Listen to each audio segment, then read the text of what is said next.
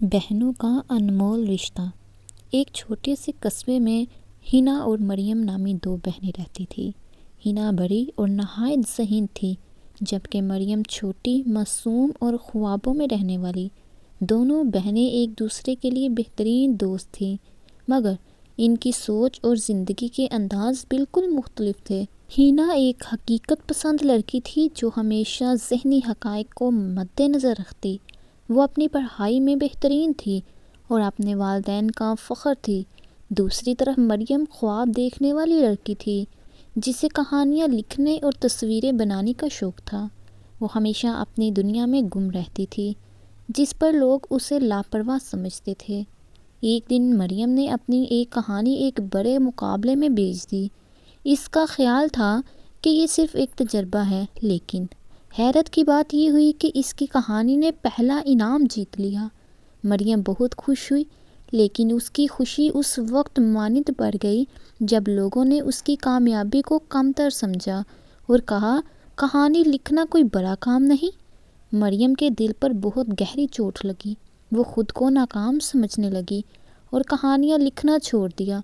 ہینا نے اپنی بہن کی یہ حالت دیکھی اور فیصلہ کیا کہ وہ اسے اس کے خواب کی قدر کرنا سکھائے گی۔ ایک رات ہینا نے مریم کو بٹھایا اور اس سے کہا، کامیابی یہ نہیں کہ لوگ تمہیں سراہیں، کامیابی یہ ہے کہ تم اپنے دل کی مان کر وہ کام کرو جس سے تمہیں خوشی ملے۔ تمہاری کہانی نے ہزاروں دلوں کو چھوا، یہ کم بات نہیں۔ ہینا نے مریم کے لکھنے کی عادت کو دوبارہ زندہ کرنے کے لیے اسے ایک خاص تحفہ دیا، ایک نیا نوٹ بک اور قلم۔ مریم کی آنکھوں میں چمک آ گئی۔ اس نے دوبارہ لکھنا شروع کیا اور ہینا کی مدد سے اپنی کہانیاں مختلف جگہوں پر بیچنے لگی۔ کچھ ہی وقت میں مریم کی کہانیاں مشہور ہونے لگیں اور وہ ایک کامیاب مصنفہ بن گئی۔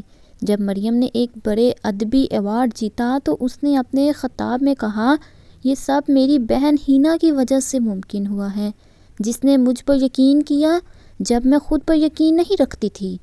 یہ کہانی اس بات کی یاد دہانی ہے کہ بہن کا رشتہ نہ صرف محبت کا ہوتا ہے، بلکہ ایک دوسرے کی حوصلہ افزائی اور مدد کا بھی۔ ہینا اور مریم نے ثابت کر دیا کہ بہنیں نہ صرف بہترین دوست ہوتی ہیں، بلکہ وہ ایک دوسرے کے خوابوں کو پورا کرنے کی طاقت بھی رکھتی ہیں۔ تو دوستو، اگر ویڈیو اچھی لگی ہے تو ویڈیو کو لائک لازمی کریے۔ آنے والی نیکسٹ ویڈیو تک آپ اپنا اور اپنے پیاروں کا خیال رکھیں۔ اللہ حافظ۔